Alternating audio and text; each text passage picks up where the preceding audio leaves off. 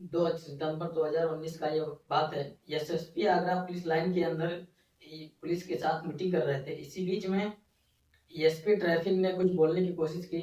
SSP को गुस्सा आ जाता है। उन्होंने एसपी ट्रैफिक को बहुत बुरी तरह से डांट दिया, फटकार दिया। इसी बीच में उनकी नजर पहुंचती है सीओ ऑफिस ट्रैफिक के पास।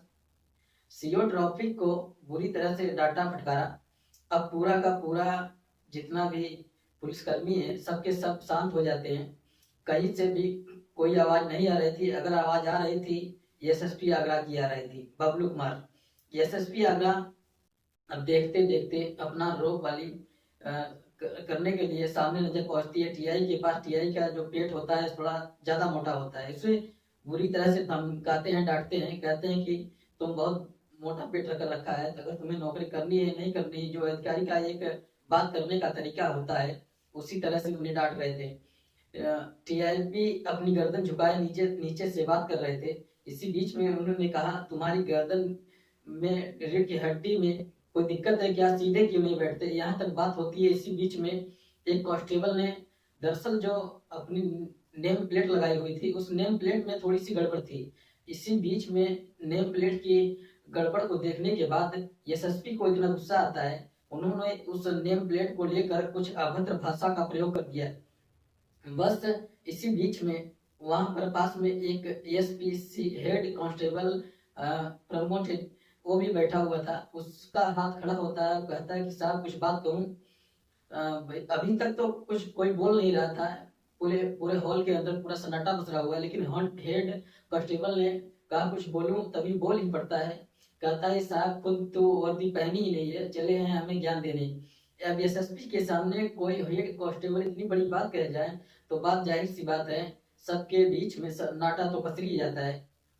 एसएसपी को गुस्सा आता है। एसएसपी ने इसका रिएक्ट करना जब शुरू किया है, एसएसपी ने जब कुछ बोलने की कोशिश की है तो उधर से इतनी गालियां, इतनी अभद्रता और इतना बुरा बुरा एसपी ने को कहा गया, इस हॉल के अंदर इतना सन्नाटा पसर जाता है। ये हेड कांस्टेबल तो गया, अब नहीं बचेगा। क्योंकि एसपी को इतनी बड़ी बात बोलना ये अपने आप में बहुत बड़ी बात होती है। बाद में पता चलता है कि वो जो हेड कांस्टेबल होता है वो मेंटली थोड़ा डिस्टर्ब था, इसलिए उसने इस तरह की बात की। वो बात आई गई हो जाती, बल्कि अखबार में छपा था, इस रूप में नहीं छपा था। मगर आज की कहानी जो मैं आपको सुनाने जा रहा हूँ, इस कहानी की गूंज हर अखबार में है, सोशल मीडिया पर है, हर कोई जानना चाहता है आखिरकार हुआ क्या था। दरअसल कोई व्यक्ति है, अधिकारी है, वो जब डीएम को जूता मारता है और जूता लगता है या नहीं लगता है, आज की कहानी इसी विषय पर, आखिरकार डीएम ने क्यों जूता खाया था। नमस्ते, प्रणाम, हर हर महादेव। मैं ओम प्रकाश पाल। आज की जो सच्ची घटना मैं आपको सुनाने जा रहा हूँ, ये सच्ची घटना है उत्तर प्रदेश के जिला आगरा की। इससे पहले कि मैं आगरा आगरा की कहानी पर आऊँ, पहले मैं बात करता हूँ प्रयागराज की। प्रयागराज विकास प्राधिकरण का एक चपरासी होता है जिसका नाम होता है आकाश। बात कर रहा हूँ 21 अगस्त 2017 की। इस आकाश नाम के चपरासी ने एक पत्र लिखा और पत्र में ये लिखा कि ये अधिकारी की पत्नी है, इसने मुझे बेवजह एक के बाद एक 3 थप्पड़ मार दिए। और ये पहली बार नहीं हुआ, इससे पहले भी हुआ है। ऐसे ही चलता रहा, मैं अपने परिवार के साथ अपनी पूरे परिवार के जीवन लीला को समाप्त करूंगा, मर जाऊंगा।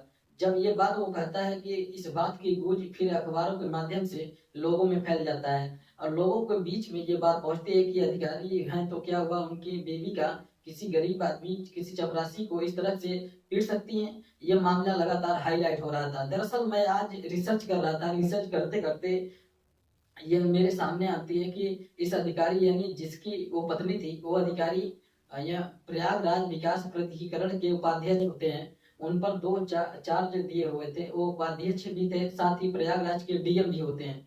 नाम है उनका भानुचंद्र गोस्वामी, जो कि आईएएस हैं और 2009 बैच के आईएएस ऑफिसर होते हैं। और ये अलग अलग जिलों में जाते हैं और तबादले होते चले जाते हैं। और तबादले होने के बाद इनका तबादला होता है 3 सितंबर 2023 को। ये आगरा के डीएम बन जाते हैं। और जब आगरा के डीएम बन जाते हैं तो आगरा एक बड़ा शहर है ही, जाहिर सी बात है। इसी बीच में यानी कहानी अब असली शुरू होती है आगरा की, जब ये डीएम बन के आ जाते हैं 9 फरवरी 2024 की सुबह लगभग 10 बजे के आसपास। डीएम साहब का जो सिविल सिविल कार्यालय होता है वहां पर मीटिंग आयोजित की जा रही थी। उसकी अध्यक्षता खुद डीएम साहब थे। खुद डीएम साहब यानी कि भानुचंद्र गोस्वामी, यहाँ पर डीएम साहिबा भी मौजूद होती हैं। और अलग अलग के वीडियो और Sushmita Yadav, Amit Kumar, VDO Neha Singh, VDO Anirudh Singh Chauhan, ADO Shailendra Singh, ADO Pankaj Kumar meeting चल रही थी। मीटिंग के बीच में ऐसे ही विकास कार्य को लेकर सरकार ने क्या क्या योजनाएं हैं, योजनाएं ली हैं, जनता को जो शिकायतें हैं गंभीरता से लेना चाहिए। इस तरह के जब डीएम साहब आदेश देते हैं और इसी आदेश देते देते डीएम साहब के मुंह से कुछ ऐसा निकल गया वीडियो के लिए, यानी कि वीडियो अनिरुद्ध सिंह चौहान के लिए, कि किसी ने सुना किसी ने नहीं सुना, लेकिन वीडियो ने सुन लिया। अब जैसे ही वीडियो ने सुना, वीडियो ने खड़े होकर एक तरफ उनका चेहरा जो था तमतमाया हुआ था, बहुत गुस्से में थे। गुस्से में होने के बाद कहते हैं कि डीएम साहब मैं आपसे डरता नहीं हूँ, इस तरह से भाषा मेरे सामने प्रयोग करने का कोई भी बिल्कुल जरूरत नहीं है। जैसे डीएम साहब की कानों तक आवाज पहुंची, वीडियो की इतनी हिम्मत कैसे हुई, आखिरकार मुझसे ऐसे कैसे बात कर रहा है। इस पे पेपर बोर्ड जो होता है वो कभी कभी कांच का भी होता है, कभी कभी लकड़ी का भी होता है। अब वो पता नहीं कांच का था या लकड़ी का था। वो पेपर बेड पेपर को दबाने के लिए पेपर हवा से उड़ न जाए, वो डीएम साहब के हाथ में आता है और डीएम साहब को गुस्सा आता है। डीएम साहब बहुत गुस्से में आकर उसको पेपर बेड फेंक कर मार देते हैं। जैसे ही पेपर बेड फेंक कर मार देते हैं तो वीडियो अनिरुद्ध सिंह चौहान बच जाता है। और अब अनिरुद्ध सिंह चौहान का जो गुस्सा था वो सातवें आसमान पर पहुंच जाता है। और वो गुस्से में आने के बाद अपने पैर से जूता निकालता है और जूता निकालने के बाद डीएम साहब की तरफ तेजी से फेंक के मारता है। अब यहाँ भी जितने भी अधिकारी बैठे हुए हैं समझ नहीं पा रहे थे आखिरकार हुआ क्या। अब यहाँ से वो अपने सीट छोड़ता है। सीट छोड़ने के बाद डीएम के पास जाता है और घुस जाता है। ये कहते हैं कि हाथापाई शुरू हो जाता है। डीएम साहब ने बचने की कोशिश भी की, लेकिन तब तक शायद उसने अपना काम कर दिया था। और काम करने के बाद यानी मारपीट करने के बाद, अभद्र अभद्र व्यवहार करने के बाद, खुद गंदी गंदी गालियां देने के बाद यहाँ से मौका पाते ही भाग जाता है। कोई अधिकारी अगर इसे पकड़ पाता है, कोई पुलिस वाले कुछ कर पाते, क्योंकि बात पुलिस वाले तक पहुंच ही नहीं पाई। पुलिस वाले दौड़ कर आते हैं, पुलिस जो सुरक्षा में लगे रहते हैं। डीएम साहब समझ नहीं पाए आखिरकार हुआ क्या था। ये बात अभी कमरे के अंदर थी, यानी कि बैठक चल रही थी, उसमें वीडियो बैठे हुए थे, सीडीओ बैठे हुए थे, बाकी अधिकारी बैठे हुए थे। धीरे धीरे करके ये बात कमरे से बाहर निकल जाती है। अब कमरे से बाहर निकलने के बाद कुछ देर के बाद मीडिया वाले उनके पास पहुंच जाते हैं। मीडिया वाले देखते देखते सोशल मीडिया पर वायरल होने लगती है कि डीएम साहब को इस तरह से वीडियो साहब ने जूता मारा है।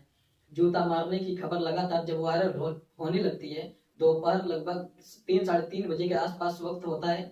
अब सहायक विकास अधिकारी पंचायत खंगोली के जो एडीएम साहब होते हैं, जिनका नाम होता है पंकज कुमार, उनको आदेशित किया जाता है कि भाई बात बहुत ज्यादा खराब हो चुकी है और डीएम साहब की बहुत ज्यादा बेइज्जती हो चुकी है, इसलिए आपको थाने में जाकर तहरीर देनी ही पड़ेगी।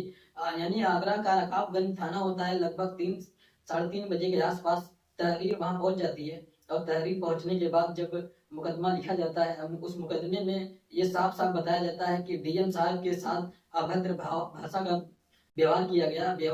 डीएम साहब के साथ गाली गलौज की गई है, डीएम साहब के साथ मारपीट की गई है और सरकारी कार्यों में बाधा भी पहुंचाने की कोशिश की गई है। यानी कि मुकदमा अपराध संख्या 0017 के तहत मुकदमा दर्ज कर लिया जाता है। भारतीय दंड संहिता 1860 की धारा 323 जो कि बताते हैं अपने आप में कि मारपीट, झगड़ा या चोट पहुंचाने की कोशिश की गई है।